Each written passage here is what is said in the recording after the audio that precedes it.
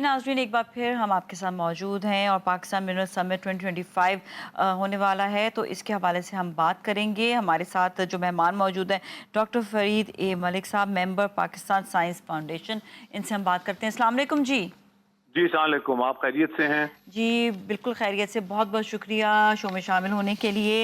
सबसे पहले तो ये बताएँ कि पाकिस्तान में जो मादनी ज़खायर हैं, इनके हवाले से हम माला-माल हैं माशाल्लाह से, लेकिन अभी तक ऐसा लगता है उन ज़खायर से वो काम नहीं लिया जा रहा, जो हमें लेना चाहिए। जी। देखें जी, पहले तो जिस तरह मैंने पहले भी बताया कि ये इन्वेस्टमेंट समिट की बजाय ये डेवलपमेंट समिट होना चाहिए। जी, जी। इश्यू ये है कि सबसे पहले हमने डेवलप करने अपने मादनी वसाइल, जी, अपनी जी। ज़रूरियात पूरी करने के लिए। हुँ, हमें हुँ। अपना तांबा भी चाहिए, लोहा भी चाहिए, सोना भी चाहिए, चांदी भी चाहिए। हुँ, हुँ। तो जब तक हम अपनी ज़रूरियात के लिए इनको नहीं निकालेंगे, एक्सप्लॉइट नहीं करेंगे, जैसे चाइना ने किया, तो हमारे पास वो टेक्नोलॉजीज़, वो नो हाउ और वो लिंकेजेस एस्टेब्लिश नहीं होते। हुँ, हुँ। देखिए, हर जो नेचुरल डिपॉज़िट है, वो यूनिक होता है। हुँ। उसके लिए आपको एक उसको उसको आइडेंटिफ़ाई करने का, उसको माइन करने का, उसको रिफ़ाइन करने का एक पूरा आपको फ्रेमवर्क चाहिए। यू जी, हैव टू जी। Put the pieces together. हुँ, हुँ। हम अनफॉर्चुनेटली हम खुद पीसेस इकट्ठे नहीं करते, हम बाहर से लोगों को बुला लेते हैं, वो अपनी मर्ज़ी से हमारा सोना, तांबा, चांदी निकाल के ले जाते हैं। संदक में यही हुआ है हमारे साथ जी, कि जी। हमारा तांबा भी चला गया, सोना भी चला गया और चांदी भी चली गई और फिर हम जो थोड़ा बहुत हमें पैसे मिलते हैं, उससे फिर हम वो चीज़ें 10 गुना कीमत पे वाप इम्पोर्ट करते हैं अपनी ज़रूरियात पूरी करने के लिए। अच्छा, ये पहले तो बताइएगा कि बेसिकली हम जो देख रहे हैं इस वक्त, जो नोट कर रहे हैं इन्वेस्टमेंट आएगी, इसका क्या होगा, क्या इसका बेसिकली इसके हवाले से भी ज़रा बताइएगा कि जो इस पे काम हो रहा है इन्वेस्टमेंट के हवाले से, क्या वो सिर्फ हमें कुछ चंद पैसे देंगे, इसके एवज जो है वो हमारे मिनरल्स लेकर जाएंगे, इसके पीछे क्या कहानी होगी, क्या चीज़ होगी, पूरा तरह से ये बताइएगा। दूसरी देखिए चीज़, देखिए दूसरी हाँ, एक हाँ। और इसी से रिलेटेड ही सवाल ही कि हुँ, हुँ। हम हमारे पास अल्लाह ताला ने ज़ख़ीरा, बहुत ज़्यादा ज़ख़ीरा दिया हुआ है। इतने ज़्यादा ज़खायर हैं मादनी के कि हम इसका बयान भी नहीं कर सकते हैं। हमने जी। अपने लिए अभी तक क्यों नहीं काम किया? क्या हमारे पास क्या इतने वसाइल नहीं है कि हम इसको इनको निकाल कर इन मादनी वसाइल को हम इस्तेमाल कर सकें और हम अपने कर्ज़े भी उतार सकें और हम खुद कफ़ील भी हो सकें? ये 2 सवाल मैं हैं। जी बिल्कुल, मैं आपको इन दोनों का जवाब देता हूँ और साथ में आपको एग्ज़ाम्पल भी दूँगा। जी, जी। पहला पहला एग्ज़ाम्पल है बैरेक गोल्ड का, जो इस वक़्त सबसे इम्पोर्टेंट प्रोजेक्ट है। हुँ, हुँ। बैरेक गोल्ड जो है, उसमें 50% हमारा है शेयर, 50% उनका है, फॉरेन इन्वेस्टमेंट का है। जी, अच्छा, जी। अब इश्यू ये है कि हुँ। वो कॉन्सन्ट्रेट निकालेंगे और सारा कॉन्सन्ट्रेट बाहर चला जाएगा, बाहर जाके वो रिफाइन होगा, बाहर वो बिकेगा, हुँ। सारे खर्चे निकालने के बाद जो पैसे बचेंगे, जो हमारा हिस्सा होगा, हमें वो मिल जाएगा। अब पहली तो चीज़ ये है कि जो 50% हमारा उसमें शेयर है, हमारा तांबा, सोना, चांदी को मुल्क से बाहर नहीं जाना चाहिए। हम ठीक अपना है। 50% उनसे लें और उसको हम यहाँ खुद मुल्क में उसको रिफाइन करें और हुँ। उसको इस्तेमाल करें। जी। तो अब ये रिफाइन मेरा वाली मतलब बात। अब हुँ। तो मेरा मतलब हमारा सोना, खास तौर पे सोना जो है उसको मुल्क से बाहर नहीं जाना चाहिए, जी, जी, क्योंकि वो सोना एक दफा दैट्स वेरी गया फिर इम्पोर्टेंट। वापस नहीं इस वक़्त आता। तो सोना बहुत ज़्यादा सोना हाँ, ही हाँ। बना हुआ है इस वक़्त तो। हाँ, जी। और देखें ना, अब अफ्रीका, जो अफ्रीकन मुल्क हैं, सबसे ज्यादा दुनिया का सोना अफ्रीका में, सबसे गुर्बत भी वही है, क्योंकि हाँ, उनका सोना बाहर जाता है और वापस नहीं आता फिर। हाँ। जी, तो पहले तो चीज ये है कि मैंने इस पे लिखा भी है कि हमारा सोना, हमारी मर्जी, हमारा सोना बाहर ना जाए, हम उसको यहीं उसको उसको उसको निकालें और उसको फिर वो स्टेट बैंक में एक वॉल्ट हो सोने का, जो हमारे मुल्क के कॉमन जो सोना है वो वहां जमा हो जाए, ताकि हमारी इकोनॉमी स्टेबलाइज हो। ये तो ठीक एग्जांपल है। मैंने आपको पैरे गोल्ड का दिया। जी, दूसरा जी। मैं आपको थर कोल का एग्जांपल देता हूँ। थर कोल में भी एग्जैक्टली यही हुआ था। मैं चेयरमैन था साइंस फाउंडेशन का, मैंने 2004 में ये प्रोजेक्ट शुरू किया। मुझे 14 साल लगे कोला निकालने में, इतनी रुकावटें, इतनी नेगेटिव एनर्जी हमारे सिस्टम में, इतना वेस्टेड इंटरेस्ट। 14 साल के बाद 2018 में कोला निकला। अब उस कोयले से हमने बिजली बनानी शुरू कर दी है और अब हम उसको में गैस बनाने में भी कामयाब हो गए हैं। मगर इसके बावजूद कि हमारे पास 175 बिलियन टन कोला है, दुनिया का one of the largest deposit, इसके बावजूद हम $2 बिलियन का कोला इंपोर्ट कर रहे हैं। ओह माय ढाई गॉड! बिलियन डॉलर की गैस इंपोर्ट हो रही है। क्यों? हुँ। क्योंकि इंपोर्ट लॉबीज हैं, वेस्टेड इंटरेस्ट हैं। देखे ना, मैं हर फोरम पे जाता हूँ, मुझे कहते हैं जी कोला ठीक नहीं है थर का, इसमें सल्फर ज्यादा है, हालांकि सल्फर कम है इसमें। फिर कहते हैं जी इसमें मॉइस्चर बहुत है। हमने कहा जी ठीक है, मॉइस्चर है, आप धूप में रखें तो जब 5-6 दिन मॉइस्चर आधा हो जाएगा। फिर कहते जी गैसिफिकेशन नहीं हो सकती, फिर हमने इसको साउथ अफ्रीका बेच के गैसिफाई भी करा लिया। तो मेरे नहीं कहने तो का मतलब है 2018 में भी तो आपने इस्तेमाल किया ही है ना इसको। बिल्कुल बिजली बन रही है। जी जी चीपेस्ट बिजली जो है वो थर के कोयले से 8 रुपए यूनिट पड़ रहा है। ये जी जी। आपको 35 रुपए करके बड़ा एहसान कर रहे हैं, हम 8 रुपए यूनिट पे बिजली बना सकते हैं थर के अंदर। जी और वही इम्पोर्टेड कोल पे जो बिजली यहाँ साहिवाल में बन रही है, लाहौर के बाहर, वो 80 ठीक है। रुपए अच्छा, यूनिट हमारे यहाँ चार्ज पे जो अपने, जैसा हमने कहा कि हमें बाहर भेजना पड़ता है उनको रिफाइन करने के लिए, तो हम यहाँ पर क्यों नहीं रिफाइनरी क्यों नहीं यहाँ पर लगाई जाती है? अच्छा, जो इंडस्ट्री की ये बात हो रही है, जो ये समिट की बात है, इसमें इन्वेस्टमेंट जो है, इन्वेस्टमेंट फिर वही वाली बात कि मिनरल्स हमारे जो हैं वो बाहर ना जाएं, ऐसा कोई इन्वेस्टमेंट यहाँ पर आएगा क्या कि जो यहीं पर ही काम करे, यहीं से बनाए और फिर हम उस चीज़ को एक्सपोर्ट करें रादर देन हम अपने मिनरल्स किसी और को दे दें?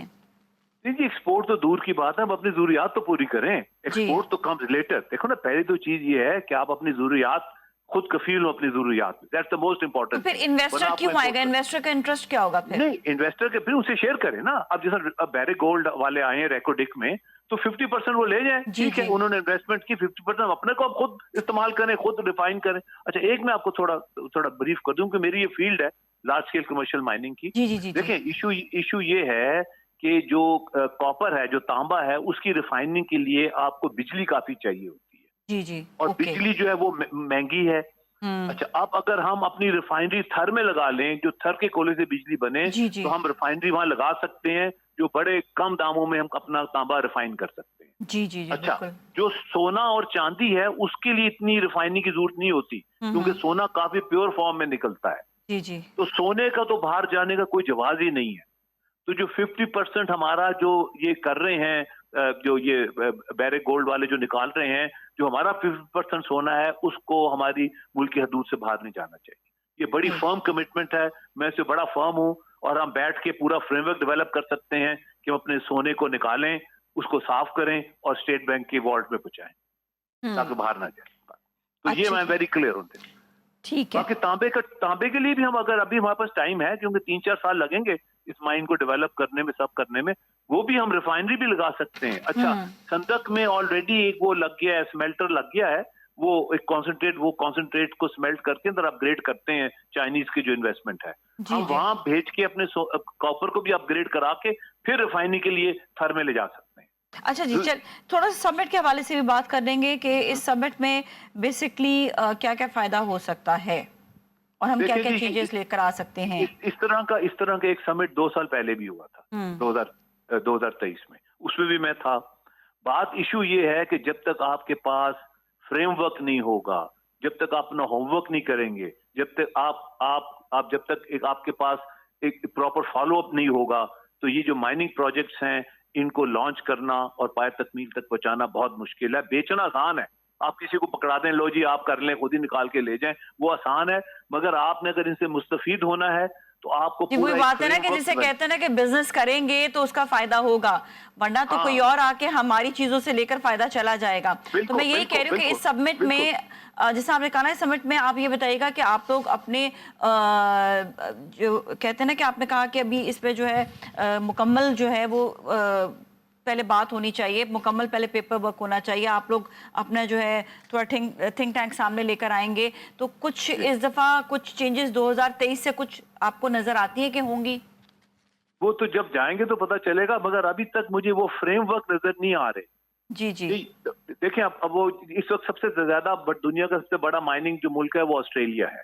जी जी। ऑस्ट्रेलिया में सबसे ज्यादा माइनिंग दुनिया में होती है जी। और ये रेकोटिक में भी सबसे पहले ऑस्ट्रेलियन कंपनी आई थी, BHP। जी जी जी जी। अच्छा, ऑस्ट्रेलिया में उन्होंने क्या किया, उन्होंने कॉमन फैसिलिटी सेंटर्स बनाए हुए हैं। इस जगह जो मादनियात होती है उसका एक कॉमन फैसिलिटी सेंटर वहां बनाते हैं, जहां एक्सपर्ट्स होते हैं जो उसको स्टडी करते हैं, उसको प्रोसेस करते हैं, उसको डेवलप करते हैं, और फिर वो इन्वेस्टर के पास जाते हैं कि लो जी ये डेवलप हो गया है, इसमें इतना तांबा, इतना सोना, इतना चांदी, इतना हमारे साथ बैठ के एग्रीमेंट करें, इन्वेस्ट नेशनल इंटरेस्ट। देखे ना, पॉइंट ये है कि हमारा नेशनल इंटरेस्ट वॉच करने के लिए हमारे पास फ्रेमवर्क नहीं है कि हम इको लेवल पे बैठ के इनसे आप ये बताएं कि इस समिट में आपको लगता है कि कोई आगे फायदा होगा? नहीं, बिल्कुल हो तो सकता है, क्योंकि देखो ना, जब क्रॉस द टेबल बैठेंगे फायदा तो हो सकता है, मगर अगर हमने वो नेसेसरी फ्रेमवर्क जो रिकमेंडेशन आई उनको अगर इम्प्लीमेंट ना किया तो फिर फायदा नहीं होगा। अगर हमने रिकमेंडेशंस आई और उनको इम्प्लीमेंट किया, फॉलो अप एक्शन हुआ, आपने अपने एक्सपर्ट्स बुलाए, उन्होंने पूरा एक फ्रेमवर्क डेवलप किया, सारे जो लिंकेजेस हैं वो उस पे एग्रीमेंट हुआ कि जी इस तरह हम अपने मुल्क की जरूरियात, तांबा किस तरह निकालेंगे अपनी जरूरियात के लिए, सोना इस तरह निकालेंगे, कहाँ हम एग्रीमेंट करेंगे, कितना हम उनको ले जाने देंगे, कितना हम रखेंगे। देखा ना, ये सारी चीजें। अच्छा, ये आपने पहले भी जरूर आपने बात जरूर पहले भी जो 2023 में आपने जो है ये बात कही होगी कि सोने का हवाले से या हमारे जो मिनरल्स हैं वो हमारे जो है यहाँ की ज़रूरियात को पहले पूरा करें और हम लोग इस पर बिजनेस करें। तो उसके बाद भी कुछ 2023 के बाद कुछ काम हुआ था, या अभी उसको जो है 2023 के बाद जब गवर्नमेंट दोबारा आई है पिछले साल तो उस पर उन्होंने थोड़ा सा काम कुछ किया है, कुछ आगे कुछ हुआ या नहीं हुआ? क्योंकि एक चीज हो, ऑलरेडी एक समिट जो हो चुका है, तो उसके बाद भी आपको लगता है कुछ चेंजेस आए? देखें जी, थोड़े बहुत तो हैं, ये बात नहीं है, मैं ये नहीं कहूंगा कि बिल्कुल कुछ नहीं हुआ, मगर क्या चेंजेस हैं? मेरा मतलब कुछ प्रोजेक्ट्स पे काम हो रहा है, कुछ लोगों को बाहर ट्रेनिंग के लिए भेजा गया है, इस किस्म की चीजें हुई हैं। मगर ये है कि जो एक ओवरऑल नेशनल फ्रेमवर्क है जिसके तहत हमने अपने आप को खुद कफील करना है इन मिनरल सेक्टर, वो मुझे नजर नहीं आता। देखिए ना, असल जो चीज है, मैं जिसको प्रमोट करता हूं वो है खुद कफालत। जी, खुद कफालत का होना जरूरी है, बिल्कुल, लेकिन आपको रुकावटें कहाँ नजर आ रही हैं? रुकावटें हर जगह नजर आती हैं कि हमारा ब्यूरोक्रेटिक सेटअप जो है उसमें नेगेटिव एनर्जी बढ़ी है, वेस्टेड इंटरेस्ट बढ़ा है, इंपोर्ट लॉबीज हैं, फिर वेस्टेड इंटरेस्ट है, पर्सनल इंटरेस्ट हैं लोगों के, और ये सब कुछ है। ये जब तक एक नेशनल प्लान हम नहीं बनाएंगे खुद कफालत का, और जब मैं साइंस फाउंडेशन में था तो मैंने बकायदा बनाया था कि हमें ये मिनरल, अब लोहा है हमारे पास, हमने स्टील मिल भी बंद कर दी, लोहा इंपोर्ट हो रहा है। पहले कम से कम कुछ आधा लोहा हम कराची में बना रहे थे स्टील मिल में, अब चिन्योट की डिपॉजिट आयरन ओर का बेहतरीन डिपॉजिट है, वहां स्टील मिल लगा के हम लोहा बना सकते हैं, वो कुछ नहीं हो रहा। काला बाग तैयार है, वहां कुछ नहीं हो रहा।